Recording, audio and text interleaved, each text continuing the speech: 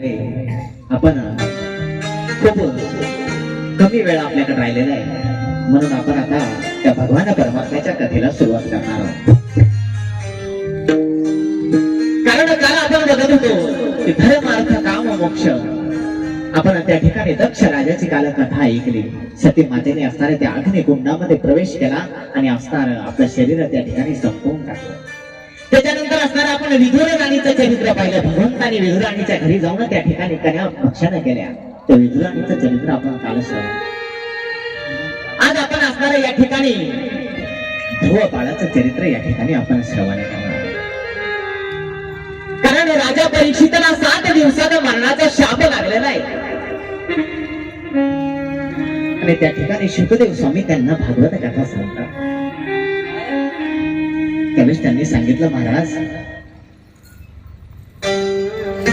की ज्या मनुष्याचं असणारं मरण जवळ आलं त्या मनुष्याने काही केलं पाहिजे. म्हणून त्या ठिकाणी शुकदेव स्वामी त्यांना अनेक संत महात्म्याच्या त्या ठिकाणी कथा सांगतात. आज या ठिकाणी ध्रुव बाळाचं चरित्र त्यांना सांगतात. प्रियव्रत आणि उत्तान बाळ आणि जो प्रियव्रत आहे त्याचं त्या ठिकाणी त्या संसारात काही मन लागत नाही, म्हणून असणारा तो प्रियव्रत मोठा आहे पण त्याचं चरित्र या ठिकाणी घेतलेलं नाही. का? कारण तो असणारा या संसारात त्याचं मन नाही, म्हणून तो असणारा या घरादाराचा सर्वस्वाचा त्याग करून त्या ठिकाणी अरण्यात गेलेला आहे. म्हणून असणारा या ठिकाणी उत्तम पादाचं चरित्र सांगितलेलं आहे. उत्तम पाद नावाचा एक राजा आहे आणि त्याच्या 2 बायका आहेत, एक सुरुची आणि एक सुनीती. लक्ष ठेवा सगळ्यांनी, मावशांनो सगळ्यांनी लक्ष ठेवायचं कथेकडे की उत्तमपाद नावाचा एक राजा आहे, त्याच्या 2 पत्नी आहेत, एक आहे सुरुची आणि एक सुनीती. जी सुरुची आहे ती राजाची आवडती आणि जी सुनीती आहे ना ती राजाला न आवडती पत्नी. एकीचा मुलगा उत्तम आहे आणि एकाचं नाव ध्रुव बाळ आहे. जो ध्रुव आहे तो सुरुचीचा मुलगा आहे, सुनीतीचा मुलगा आहे. एक वेळचा असा प्रसंग आहे की ध्रुव बाळ असणारे एक वेळेस खेळत होते आणि खेळत खेळत असणारे राजवाड्यामध्ये गेले आणि गेल्याच्या नंतर त्या ठिकाणी त्याचे वडील उत्तम त्या ठिकाणी उत्तम राजा त्या ठिकाणी बसलेला होता सिंहासनावर.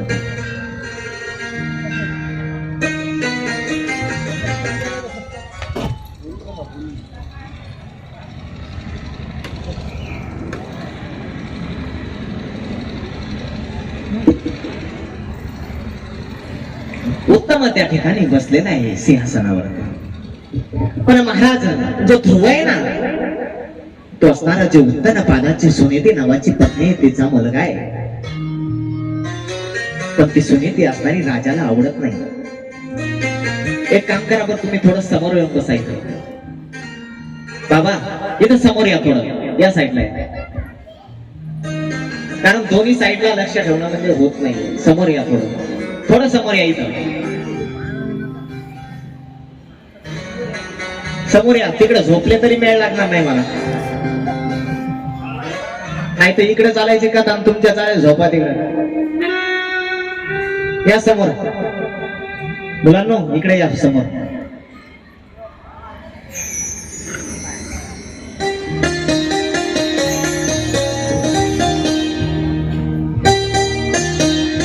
त्या ठिकाणी उत्तम राजा त्या ठिकाणी सिंहासनावर बसलेला आहे आणि जो ध्रुव बाळ आहे ना महाराज त्या ठिकाणी खेळत खेळत असताना त्या राजवाड्यामध्ये गेला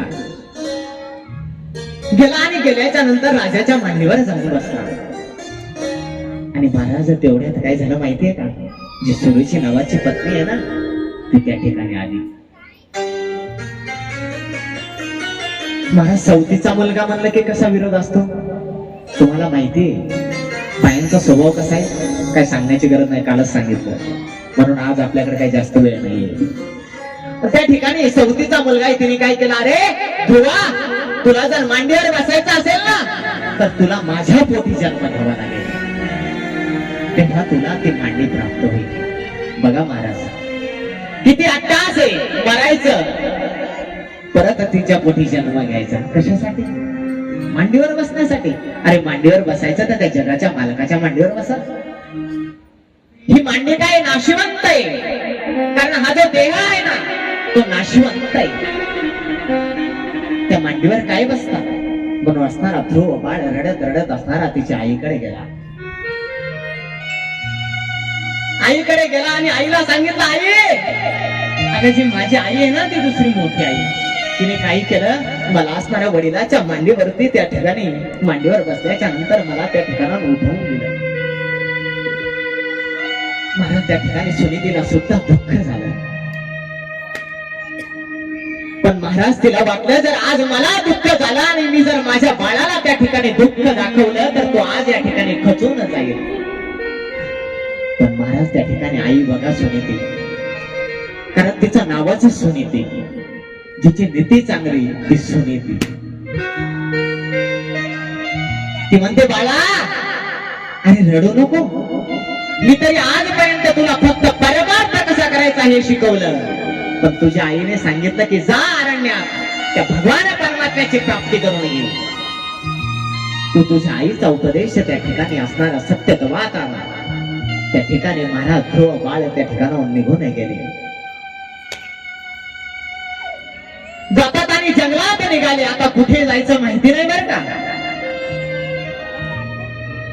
कारण महाराज अवघे ध्रुव बाळ 5 वर्षाचे. 5 वर्षाच्या मुलाला काही कळतं महाराज, पण आईचा उपदेश आहे की जा अरण्यामध्ये देव असतो म्हणे. जसं नामदेवरायांनी असणाऱ्या 8 वर्षाच्या वयात त्या भगवान परमात्म्याला जेव घातलं, कारण एक वेळचा प्रसंग नाही. नामदेवराय असणारे मंदिरामध्ये गेले, कारण वडिलांनी सांगितलं होतं जा आणि त्या भगवान परमात्म्याला नैवेद्य दाखवून ये. महाराज नामदेवरायांना माहिती नव्हतं देव जेवतो का नाही ते, पण नामदेवराय त्या ठिकाणी त्या देवाला विनवणी करतात की देवा अरे माझे बाबा ज्या वेळेला तुला नैवेद्य घेऊन येतात ना त्यावेळेस असताना ते ताट रिकामं घरी घेऊन येतात, आणि जर आज मी तो नैवेद्य त्या ठिकाणी जर आज मी खाली ताट घेऊन गेलो नाही तर आज असणारे माझे बाबा मला त्या ठिकाणी बोलतील. महाराज त्या नामदेवरायांनी त्या भगवान परमात्म्याला विनंती केली आणि ती पाषाणाची मूर्ती त्या ठिकाणी पाषाणाची मूर्ती थरा थरा कापली, जेवती लागणी नाम्यासवे. तसंच या ठिकाणी ध्रुव बाळ सुद्धा भगवान परमात्म्याच्या प्राप्तीसाठी निघालेले. आणि जात असताना महाराज बघा बरं का, कुठलाही मार्ग निवडा तुम्ही, तुमची परीक्षा नक्कीच होते.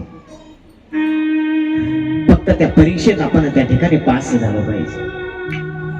त्या ठिकाणी नारद महर्षी आले आणि ध्रुव बाळाची त्या ठिकाणी परीक्षा करतात.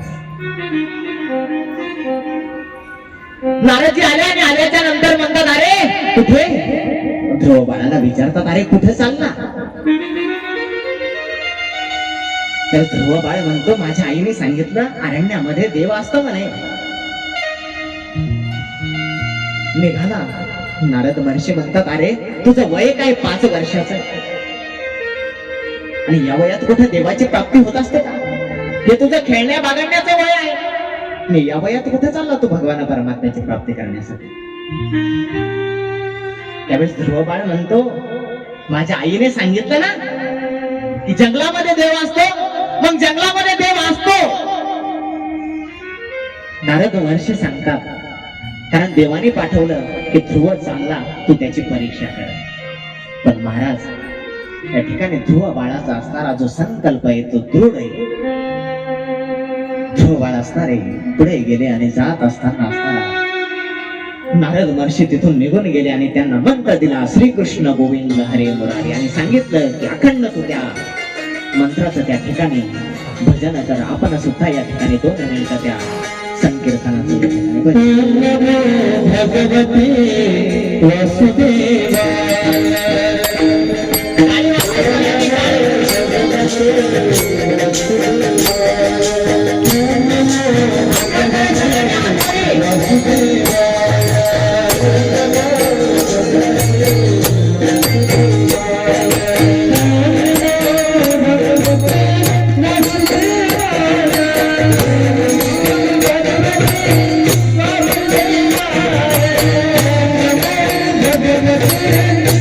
Thank you.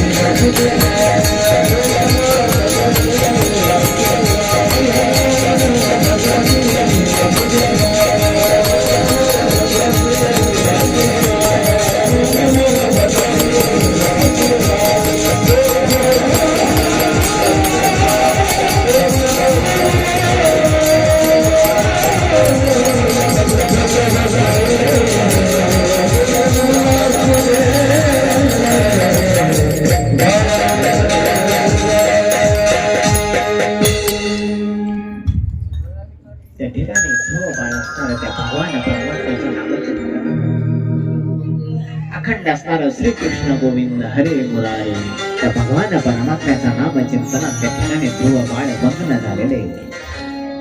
हळूहळू असणारे अन्नाचा त्याग केला. महिन्याला त्या ठिकाणी वेगवेगळी त्या ठिकाणी ध्रुव बाळाची तपश्चर्या चालू झाली. आणि एक दिवस असणाऱ्या त्या भगवान परमात्म्याचं त्या ठिकाणी प्रागट्य झालं. त्या भगवान परमात्म्याने ध्रुव बाळाला त्या ठिकाणी दर्शन दिलं आणि विचारलं, बाळा कशासाठी एवढा अट्टास? ध्रुव बाळा म्हणतो की भगवंता, अरे मला असणाऱ्या माझ्या वडिलांच्या मांडीवर एक वेळ मी बसलो होतो तर माझ्या आईने, सगळ्यांनी इकडे लक्ष द्या, मागा नका बघू, माझ्या आईने असणारी एक वेळेस असणारे मी माझ्या वडिलांच्या मांडीवर बसलो होतो तर मला असणाऱ्या त्या ठिकाणी हाकलून दिलं, म्हणून मला असणार अरे त्या राज्य गादीवर बसण्याची इच्छा आहे. त्यावेळेस भगवंत म्हणतात, अरे त्या गादीवर काय बसतो जी एक दिवस नाश पावणार आहे, तुला बसायचंच असेल ना तर त्या ठिकाणी ध्रुव बाळ, त्या ठिकाणी ध्रुव पद प्राप्त झालेलं ध्रुव बाळ भगवान परमात्म्याने असणार त्या ध्रुव बाळाला ध्रुव पद त्या ठिकाणी दिलेलं आहे. आजही त्या ठिकाणी ध्रुव बाळ ध्रुव लोकांमध्ये राहतो. असं असणारं भगवान परमात्म्याचे त्या ठिकाणी त्या ध्रुव बाळावर त्या ठिकाणी कृपा झालेली. त्याच्यानंतर असणारे अनेक राजे त्यांच्या वंशामध्ये होऊन गेले. आपल्याकडे खूप वेळ कमी राहिलेला आहे. आज असणार आपल्याला त्या भगवान परमात्म्याचा जन्म करायचा, म्हणून असणार आपण धावत्या वेगात असणाऱ्या कथेला स्पर्श करणार आहोत. पुढे असणारे अनेक राजे त्यांच्या वंशामध्ये होऊन गेले. पुढे असणारा एक ऋषभनंदन भरत नावाचा राजा होऊन गेला. त्या भरताचं चरित्र या ठिकाणी आपण श्रवण करा. एक पंचजन्य नावाचं राज्य होतं आणि त्या राज्यामध्ये भरत नावाचा एक राजा होता. त्याचा रोजचा नियम होता सकाळी उठायचं, आंघोळ करायची आणि त्या भगवान परमात्म्याचं भजन करायचं. बघा, राजा आहे बरं का. आपल्याला जर महाराज 10,000ची नोकरी लागली तर आपण देवाला विसरून जातो. तरी सुद्धा आपण कधी मारुतीच्या दर्शनाला सुद्धा जात नाही. पण या ठिकाणी भरत राजा आहे. पण राजाचा रोजचा नियम आहे सकाळी ब्रह्ममुहूर्तावर 4 वाजता उठायचं, स्नान करायचं आणि त्या भगवान परमात्म्याची त्या ठिकाणी देवपूजा करायची. अखंड असणाऱ्या त्या गायत्री मंत्राचं त्या ठिकाणी जप करायचा. असं असणाऱ्या त्यांचं जीवन जात होतं. पण बघा दुर्दैव, बघा भगवंताची माया किती विफल आहे. त्या ठिकाणी एक दिवस ते अरण्यामध्ये गेले. कारण महाराज पहिले जे राजे होते ना, जसा परीक्षित राजा जंगलामध्ये गेला होता शिकारीसाठी, तसं भरत राजा सुद्धा एक दिवस असणारा त्या ठिकाणी शिकारीसाठी गेला. आणि गेल्याच्या नंतर असणारा त्याला एका तलावावरती बसलेले एक हरिण पाणी पिण्यासाठी गेलं होतं. हरिण पाणी पित होतं आणि पित असताना त्या राजाने त्या हरणाकडे पाहिलं की हरिण पाणी पित होतं. पण तेवढ्यात काय झालं महाराज, एका सिंहाने त्या जंगलामध्ये गर्जना केली आणि गर्जना केली आणि त्या हरणीच्या गर्भामध्ये एक पाडस होतं, तिचं असणारा गर्भ होता. तो असणारा तिचा गर्भ त्या पाण्यामध्ये पडला. का? कारण त्या हरणीने त्या वाघाची, त्या सिंहाची गर्जना ऐकून या काठावर दुसऱ्या काठावर त्या ठिकाणी उडी मारली आणि उडी मारत असताना त्या हरणीचा गर्भ त्या ठिकाणी त्या पाण्यात पडला. पण महाराज या राजाला त्या हरणीच्या गर्भाची खूप त्या ठिकाणी दया आली. कारण जो भरत राजा आहे ना, तो खूप परमार्थिक आहे. खूप असताना त्या ठिकाणी त्यांच्या जीवनामध्ये संत सेवा त्या ठिकाणी असते. म्हणून असणारा त्याच्या ठिकाणी दया वात्सल्य निर्माण झालं. त्याने तो असणारा हरणीचा गर्भ घेतला आणि राजवाड्यामध्ये आणला. त्याला महाराज त्या ठिकाणी संतती नाही बरं का भरत राजाला. का? कारण अखंड जीवन असणारा त्या भगवान परमात्म्याच्या नामचिंतनात घालवलं. पण बघा भगवंताची माया, जरी संतती नाही, बायको नाही, पण आज असणाऱ्या त्या भगवंताच्या मायेने त्याच्याकडे असणार प्रादुर्भाव टाकलेला आहे. तो हरणीचा गर्भ असणारा त्या भरत राजाने घरी आणला आणि घरी आल्याच्या नंतर त्या मुलासारखा त्या गर्भाला जीव लावायला लावला. हरिण असणार हळूहळू हळूहळू असणार चंद्रेच्या कलेप्रमाणे वाढत वाढत जात होत.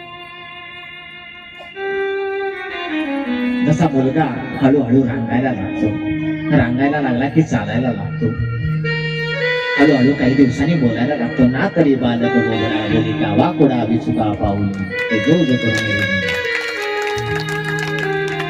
तो असणारा भगवान परमात्मा त्या ठिकाणी, तो असणारा भगवंताची माया त्याच्या ठिकाणी जागृत झालेली. त्या हरणीला असणारा आपल्या मुलासारखा जीव लावायला लागला.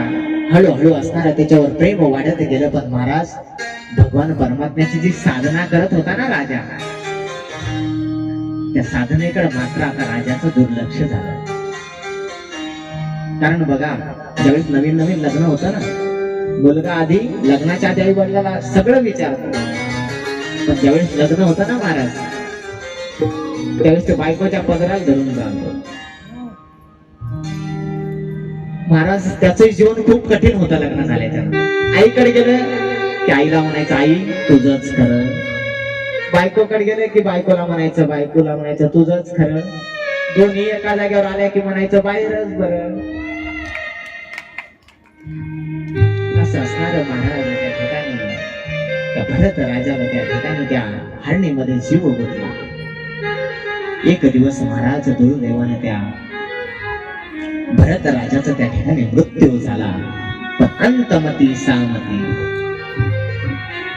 जसं आपण मरण जवळ आल्याच्या नंतर ज्या गोष्टीचे आपण चिंतन करू, त्याच्या योनीमध्ये आपल्याला जन्म त्या ठिकाणी प्राप्त होत असतो. म्हणून असणारा त्या ठिकाणी राजाला त्या दुसऱ्या जन्मात त्या हरणीच्या गर्भामध्ये जन्म भेटला. कोणाला? भरत राजाला. पण आता असणारा त्या मागच्या जन्माची त्या राजाला स्मृती, जरी तो असणारा त्या हरणीच्या रूपामध्ये या जन्मात आहे, पण मागच्या जन्मातील त्याला पूर्ण आठवण आहे त्या ठिकाणी की आपण असणारा मागच्या जन्मामध्ये एक राजा होतो आणि असणारा त्या हरणीला जीव लावला, म्हणून असणारा आपल्याला या जन्मात असणारा हरिण व्हावला. मग महाराज हरणाच्या जन्मात असताना सुद्धा तो काय करायला लागला? त्या भगवान परमात्म्याचं ज्या ठिकाणी नामचिंतन चालू आहे त्या ठिकाणी जाऊन ते हरिण उभं राहू लागलं. हळूहळू असं करता करता त्या भगवान परमात्म्याची एक दिवस त्या हरणावरती कृपा झाली आणि त्या हरणाचा त्या ठिकाणी मृत्यू झाला. आणि आता मात्र याला मनुष्य जन्म प्राप्त झाला हरणीच्या गर्भानंतर. बघा, हा राजाचा तिसरा जन्म आहे. आता मात्र असणारा राजाने त्या ठिकाणी सोंग घेतलं. कशाचं? की मला काहीच कळत नाही. पण राजा हुशार आहे, पण त्याला माहिती होतं जर या जन्मात आपण त्या भगवान परमात्म्याची प्राप्ती करून घेतली तर आपल्याला पुन्हा मुक्ती नाही. तसं आपण सुद्धा त्या भगवान परमात्म्याचं त्या ठिकाणी नामचिंतन केलं पाहिजे. कारण कलियुगा माझे करावे कीर्तन, तेने नारायण होईल भेटी. तर या कलियुगामध्ये जर त्या भगवान परमात्म्याची प्राप्ती करून घ्यायची असेल तर एकच चिंतन, त्या ठिकाणी नामसंकीर्तन साधन पैसो. त्या भगवान परमात्म्याचं आपण नामचिंतन केलं पाहिजे. राजा असणार नामचिंतन करत असणारा आता असणारा राजाचा मृत्यू झाला आणि त्या भगवान परमात्मा एक दिवस त्याला नेण्यासाठी आला आणि त्याला असणारा भगवान परमात्म्याचं धाम त्या ठिकाणी प्राप्त झालेलं. त्याच्यानंतर असणार हळूहळू शुकदेव स्वामींनी, परीक्षित राजाने त्या शुकदेव स्वामींना प्रश्न केला की महाराज, की तुम्ही म्हणता की भगवान परमात्मा अनेक अवतार धारण करतो. मग मी असं ऐकलेलं आहे की भगवान परमात्म्याने एक वेळेस बलिराजासोबत छलकपट केला होता. कारण बलिराजाने जेव्हा असणार सर्व देवाचं असणार राज्य त्या ठिकाणी सर्व तिन्ही लोकांवरती विजय मिळवला होता, त्यावेळेस भगवान परमात्म्याने बटू अवतार, वामन अवतार धारण केला होता. मग ती कथा आम्हाला तुम्ही सांगा ना. त्यावेळेस असणार शुकदेव स्वामी त्या ठिकाणी त्या वामन अवताराची कथा त्या राजाला सांगायला सुरुवात करतात. ते सांगतात की एक वेळचा असा प्रसंग आहे की ज्यावेळेस असणारा बलिराजा तिन्ही लोकांवर असणारा विजय मिळवून एक दिवस यज्ञ करत होता. पण त्यावेळेस असणार सर्व देवी देवता असणारा त्या भगवान परमात्म्याला शरण गेले. हरी शरणम त्या भगवान परमात्म्याला त्या ठिकाणी सर्व जण असणारे शरण गेले आणि त्या भगवंताला म्हणतात, देवा, अरे असणार आमचं संपूर्ण राज्य त्या ठिकाणी बलिराजाने त्या ठिकाणी संग्र असणारा तापेज केलेलं आहे, सगळ्या तिन्ही राज्यावर विजय मिळवलेला आहे. मग तुम्ही काय करा, ते राज्य आम्हाला परत द्या ना. त्याच भगवान परमात्मा असं म्हणतो की मी असणार की ब्राह्मणाचं रूप त्या ठिकाणी धारण करेल आणि असणार तुम्हाला तुमचं राज्य परत देईल. एक वेळेस असणार त्या वामन भगवंताचं त्या ठिकाणी प्रागट्य झालं आणि वामन भगवान परमात्मा अतिशय पटू रूपात आहे. कारण भगवान परमात्मा ज्या ज्या वेळेस अवतार धारण करतात त्या त्यावेळेस परिपूर्णतम अवतार धारण करतात. आणि असणारे वामन भगवान त्या ठिकाणी निघाले, ज्या ठिकाणी राजाचं त्या ठिकाणी भगवान त्या ठिकाणी चालू तिकडे निघाले. आणि जात असताना मध्ये समुद्र लागला. त्या समुद्रावर कसं ओलांडून जायचं, कारण महाराज वामन भगवान परमात्म्याचं अतिशय पटू अवस्थेत त्या ठिकाणी त्यांचा अवतार झालेला आहे. मग आता वामन भगवंताला त्या ठिकाणी पोहोचता येत नाही. मग काय करायचं, त्या ठिकाणी एका नावाडी होता, पण त्या नावाड्याचे नाव त्या ठिकाणी वाहून गेलेली होती. पण नावाडी म्हणला की महाराज कुठे चालला, हातामध्ये कमंडल आहे, एका हातामध्ये छत्र आहे. म्हणलं तुमच्या चेहऱ्यावरचं जर तेज पाहिलं तर चंद्र सूर्याला सुद्धा लाजवेल असं तुमच्या चेहऱ्यावरचं तेज आहे. तुम्ही कुठे चालला? त्यावेळेस ते म्हणतात की ज्या ठिकाणी बलिराजाचं त्या ठिकाणी होम हवन चालू आहे त्या ठिकाणी आम्ही चाललोय. त्यावेळेस ते म्हणतात तुमचं तिथं काय काम आहे? त्यावेळेस ते म्हणतात की आम्हाला त्या ठिकाणी 3 पग जमीन त्याच्याकडून मापून घ्यायची. कारण ज्या वेळेला मी जातो आणि एखाद्या घराच्या समोर जाऊन त्या ठिकाणी भगवान परमात्म्याचं नाम चिंतन करतो तर लोक मला उठवून देतात. कोण म्हणतं असं? वामन भगवान परमात्मा. म्हणून मला आता त्या राजाकडून 3 पग जमीन त्या ठिकाणी मला बसता येईल आणि भगवान परमात्म्याचं चिंतन करता येईल तेवढीच मला जमीन त्या ठिकाणी त्या भगवान परमात्म्याकडून त्या बलिराजाकडून त्या ठिकाणी मागून घ्यायची आहे. पण महाराज आता त्या ठिकाणी ओलांडून जायचं कसं म्हणून त्या नावाड्याला विनंती करतात की मला दादा मला काय करा तुम्ही असणार या काठावरून त्या काठावर पोहोचवा ना.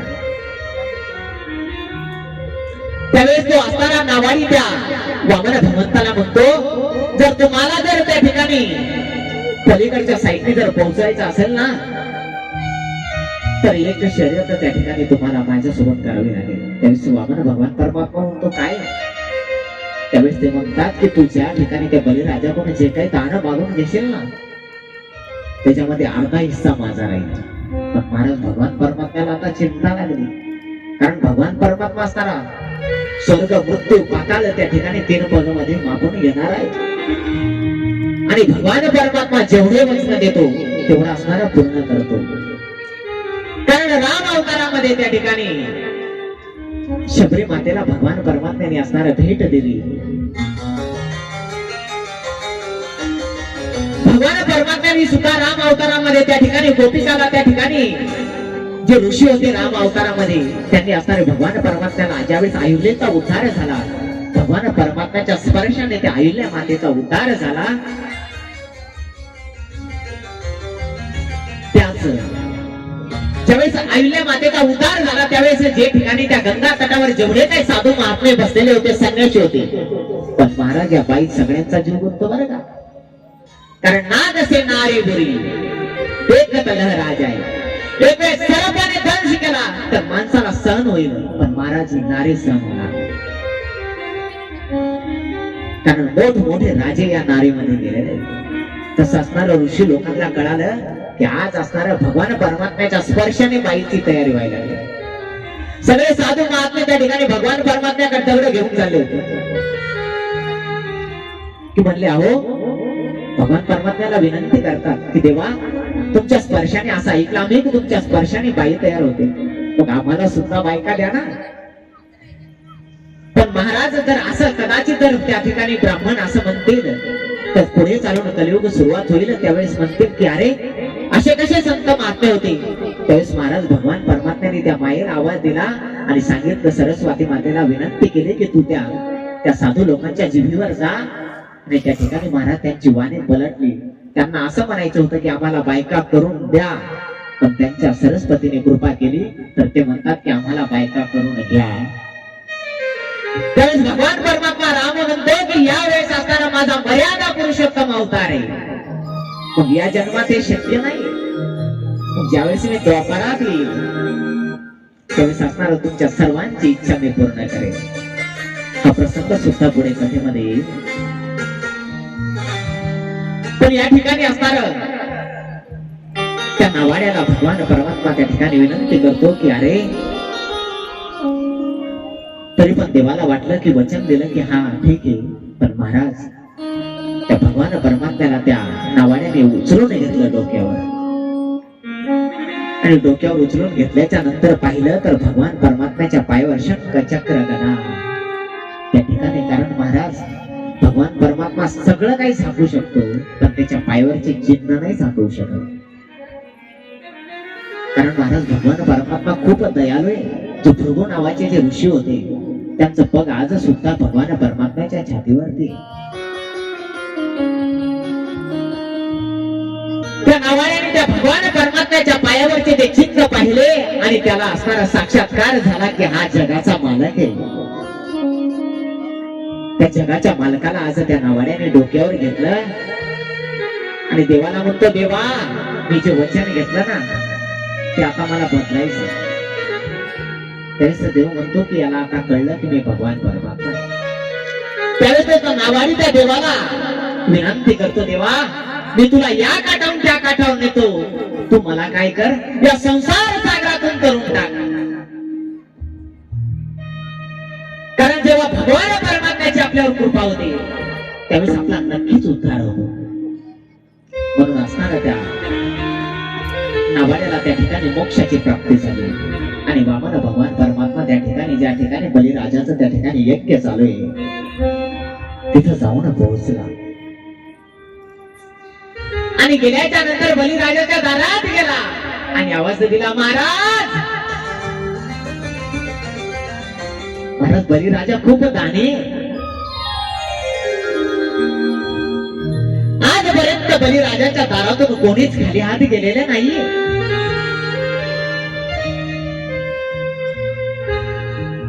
असा असणारा तो बलिराजा आहे आणि वामन भगवान परमात्मा त्या ठिकाणी गेलेले.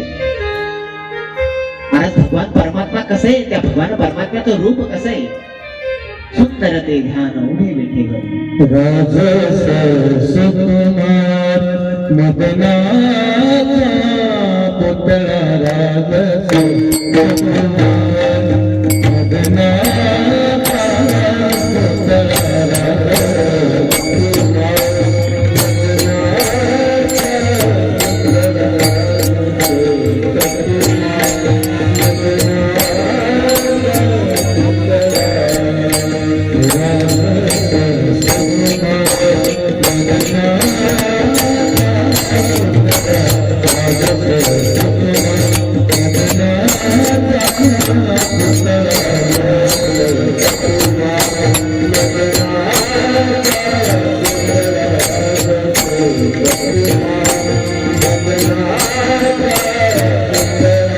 राजस सुकुमार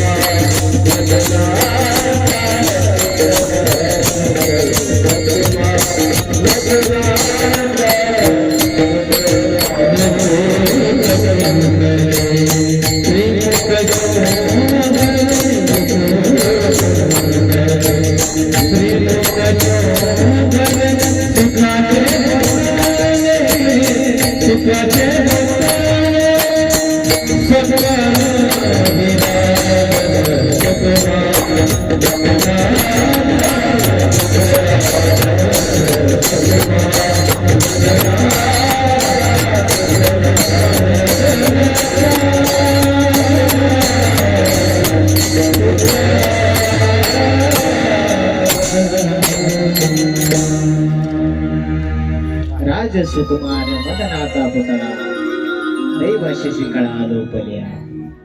असा असणारा भगवान परमात्मा त्या ठिकाणी बलिराजाने त्या भगवान परमात्म्याकडे पाहिलं आणि पाहिल्याबरोबर असणारा त्या ठिकाणी त्याला 2 मिनिटं त्या बलिराजाला समाधी लागली. कारण तो भगवान परमात्मा एवढा सुंदर आहे, रूप पाहता लोचनी सुख झाले हो सागर. असा असणारा सुंदर तो भगवान परमात्मा त्या ठिकाणी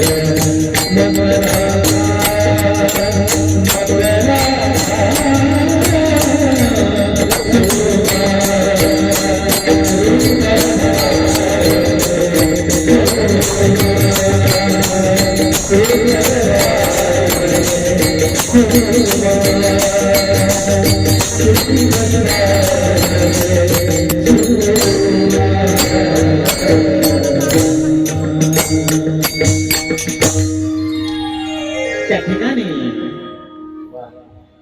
भगवान परमात्मा त्या ठिकाणी गेलेला आहे आणि बलिराजाला विनंती करतो त्यारे मी असं ऐकलं की तुझ्या दारातून आजपर्यंत कधी कुठला ब्राह्मण खाली हात गेलेला नाही. सगळ्यांनी इकडे लक्ष द्या पावल्यांनो. भगवान परमात्मा त्या बलिराजाला म्हणतो राजा की मी आजपर्यंत असं ऐकलेलं आहे की आजपर्यंत तुझ्या दारातून कुठलाच ब्राह्मण खाली हात गेलेला नाही. म्हणून आज मी सुद्धा काहीतरी तुझ्याकडे मागण्यासाठी आलेला आहो. आणि आल्याच्या नंतर त्या ठिकाणी होम चालू आहे. तेच भगवान परमात्माकडे बलिराजा पाहतो आणि म्हणतो अरे तुला काय मागायचं ते माग.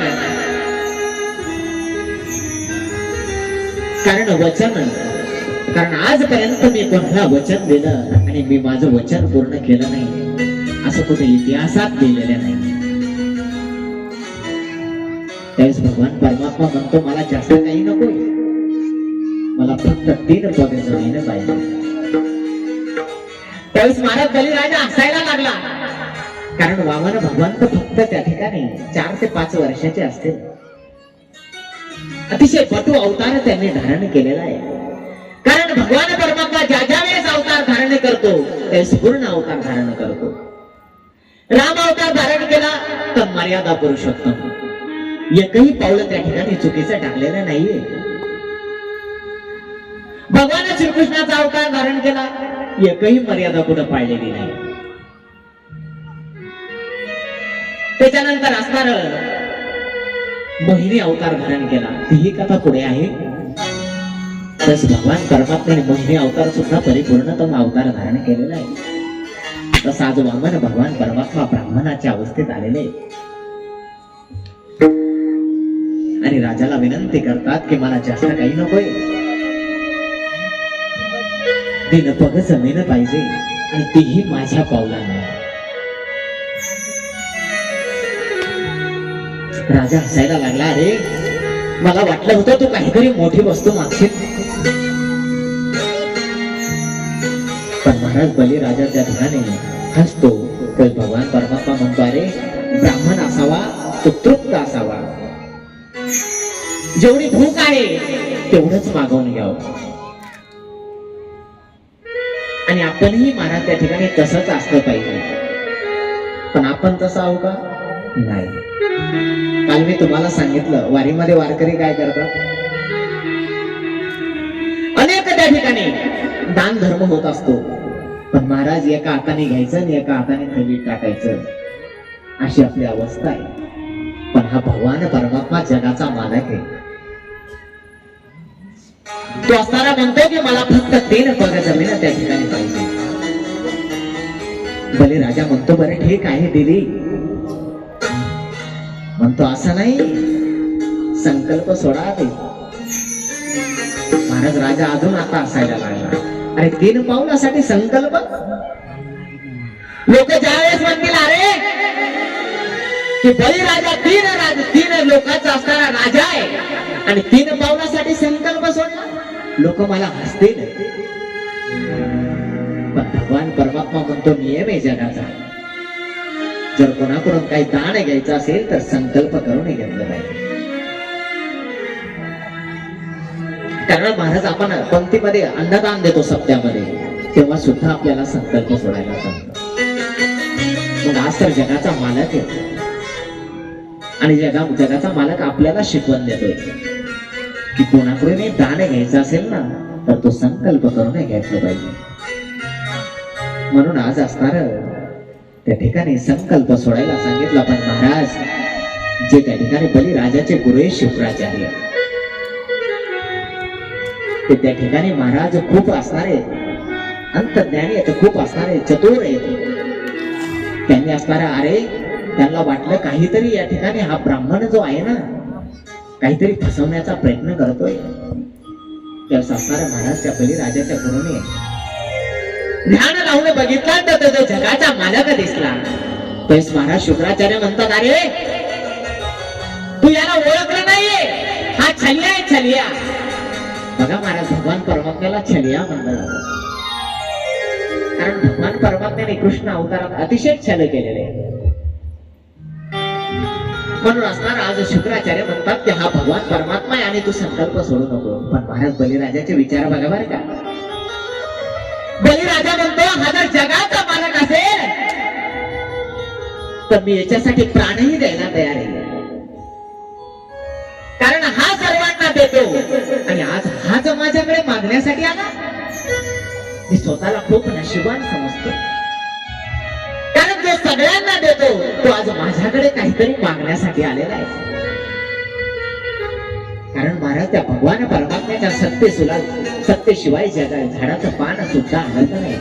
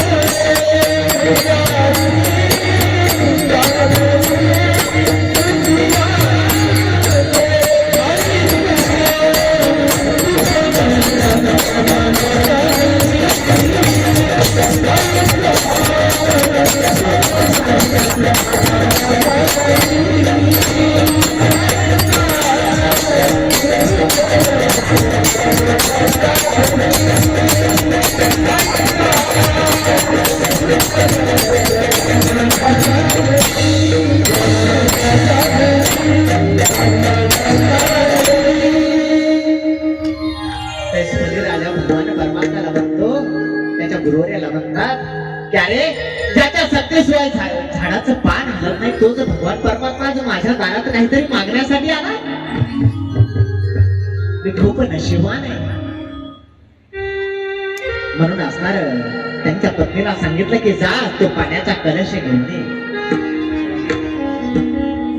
महाराज भगवान परमात्मा त्या बलिराजाच्या हातावर पाणी टाकणार तेव्हा त्यांचे गुरु त्या ठिकाणी त्या झाडीमध्ये जाऊन बसले आणि भगवान परमात्म्याने एक त्या ठिकाणी काडी घेतली आणि त्याच्यात घातली तर त्या शुक्राचार्यांचा डोळा फुटला.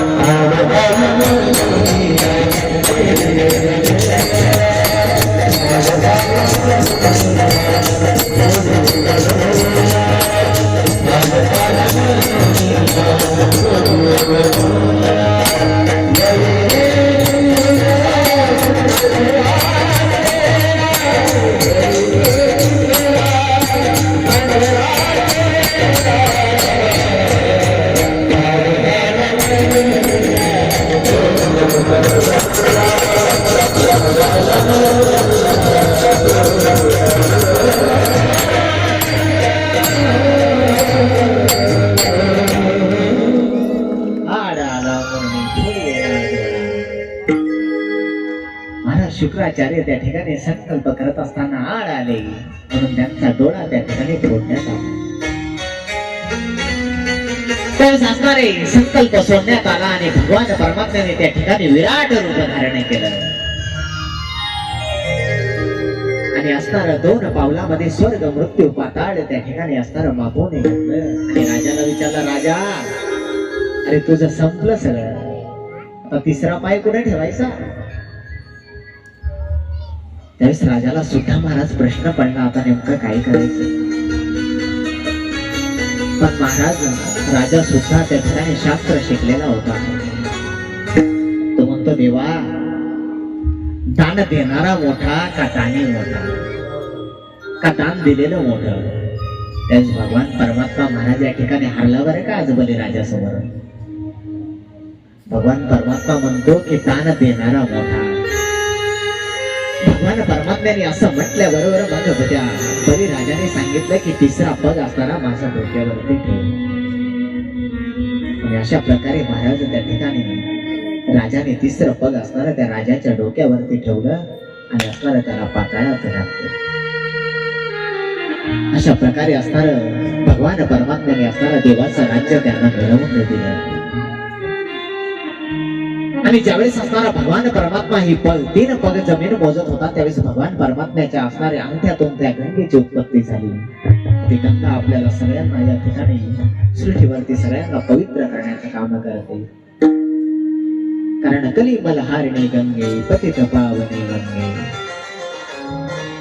ती आपल्याला असणारे पावन करते. याच ठिकाणी असणाऱ्या त्या वामन भगवंताचं चरित्र विराम झालेलं आहे. इथून पुढं परीक्षित राजाने विचारलं की भगवान परमात्म्याने एकदा असणारा मोहिनी अवतार धारण केला होता, ती कथा सुद्धा तुम्ही आम्हाला सांगा. त्यावेळेस असणारे शुभदेवजी स्वामी सांगतात की जसं बलिराजाने यावेळेस राज्य घेतलं होतं ना देवाचं, तसंच एक वेळेस समुद्र मंथन झालं होतं.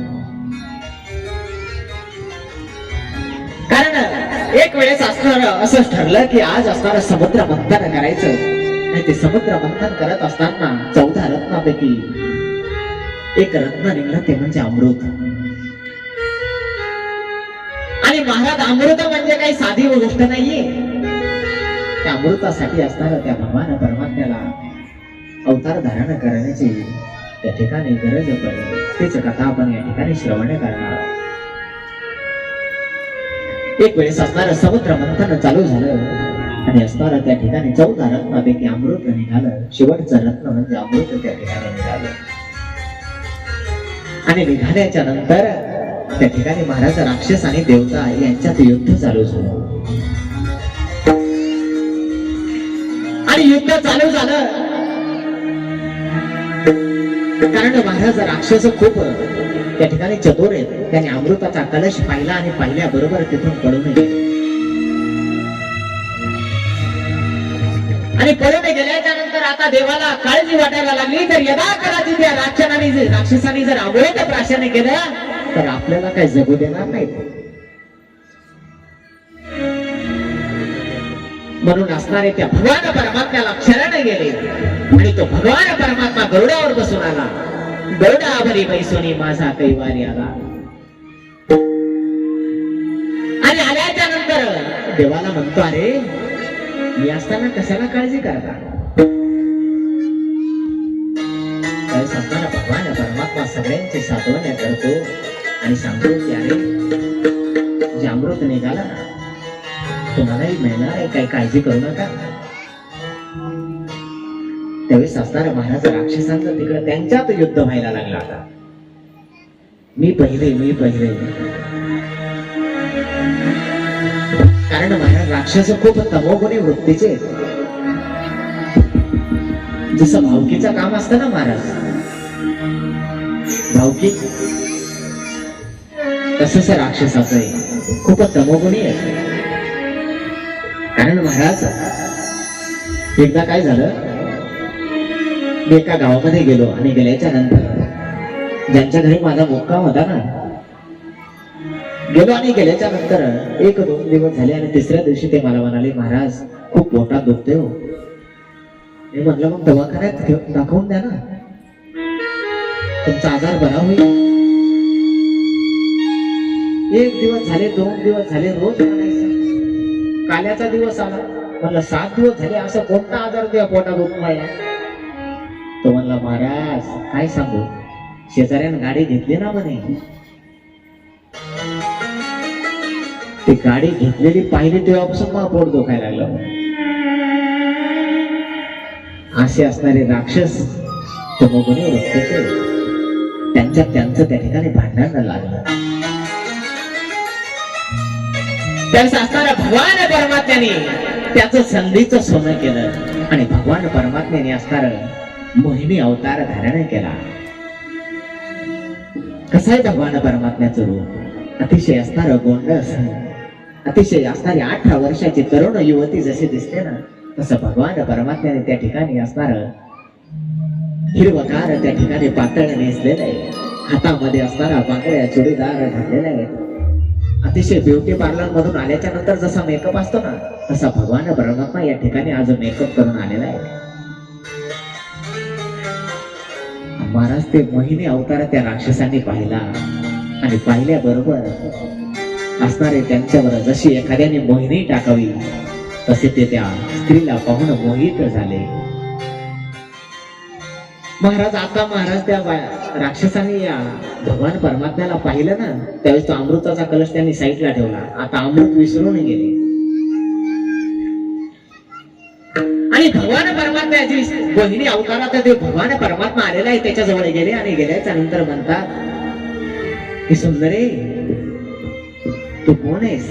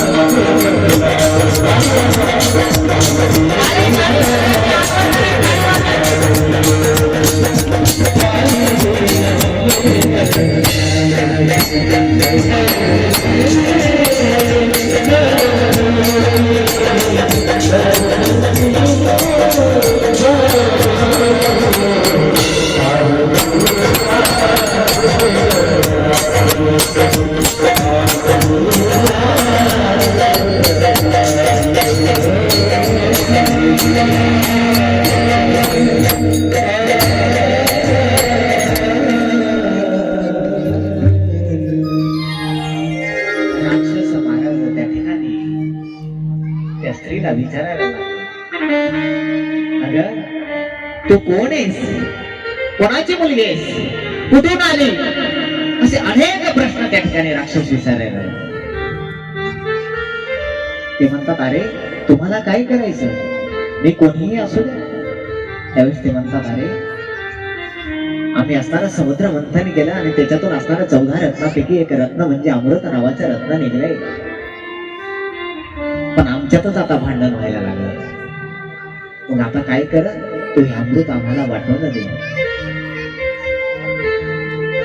त्यावेळेस भगवान परमात्मा म्हणतो, हा ठीक आहे, चालेल. महाराज जी भगवान परमात्मा जो मोहिनी अवतारात आलेला आहे ना, ती स्त्री त्यांना म्हणते की बरं ठीक आहे, चालेल.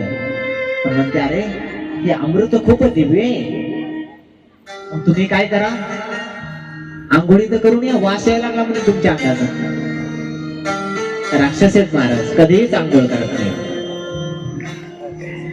त्या ठिकाणी भगवान परमात्मा आता बघा खूप छली आहे, देव आहे महाराज तो. त्या ठिकाणी भगवान परमात्म्याने सांगितलं, अरे तुमच्या अंगाचा वास येतोय, तुम्ही आंघोळ करून या. महाराज राक्षस गेले आंघोळ करायला. अमृताचा कलश भगवान परमात्म्याच्या हातात आहे. मोहिनी अवतारची स्त्री आहे, तिच्या हातात आहे. तेवढ्यात भगवान परमात्म्याने घेतलं देवांना बोलवून, म्हणले या. तेवढ्यात महाराज देव लाईनशीर बसले, जसे पंगत बसते ना जेवायला, देव बसले.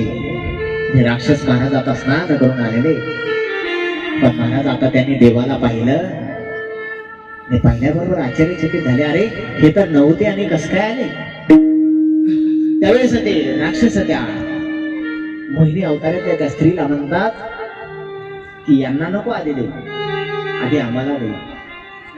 त्यावेळेस ती म्हणते, अरे ज्यावेळेस समुद्र मंथन झालं त्यावेळेस दोघेही होते, मग दोघांनाही मिळणार. एक काम करतो ना, वरच त्यांना देतो आणि घट्ट तुम्हाला देतो. महाराज अमृत कुठं घट्ट आणि पातळ असते का? असते का? नाही. अमृत वाटायला सुरुवात झाली. 1 2 3 देवता त्या ठिकाणी अमृत वाटण्यात आलं. पण महाराज ज्या ठिकाणी सूर्य आणि चंद्र बसलेले आहेत ना, त्यांच्यामध्ये असणारा राहू नावाचा राक्षस त्या ठिकाणी येऊन बसला. पण महाराज तो पण अशा ठिकाणी येऊन बसला. सूर्य आणि चंद्र खूप तेजस्वी आहे, त्यांचं सौंदर्य सर्व तिन्ही लोकांना लाजवेल असं सूर्यदेवाचं तेज आहे. सूर्यदेवाने त्या राहूकडे पाहिलं आणि पाहिल्याबरोबर देवाला म्हणतो, देवा अरे हा राक्षस आहे. महाराज भगवान परमात्म्याने आपलं सुदर्शन चक्र घेतलं आणि त्याचं मुंडक धडापासून वेगळं केलं. पण महाराज आता अमृत असणाऱ्या कंठाच्या खाली उतरलं होतं. राहू आणि केतू नावाचा ग्रह तयार झाला. आजही असणारं सूर्यग्रहण आणि चंद्रग्रहण लागतं, तेच तो राक्षस आहे. अशा प्रकारे असणारं ते अमृत वाटण्यात आलं आणि भगवान परमात्मा त्या ठिकाणी अंतर्ध्यान झाले. अशा प्रकारे इथं समुद्र मंथनाची कथा आणि मोहिनी अवताराची कथा झाली. आता आपण या ठिकाणी 2 मिनिटं संकीर्तन करणार आहोत, 10 मिनिटाचा ब्रेक घेणार आहोत. कारण त्याच्यानंतर आपल्याला भगवान परमात्म्याचा जन्म करायचा. पण सगळ्यांना एक महत्वाची सूचना आहे, आपण या ठिकाणी बधाई साजरी करणार आहोत.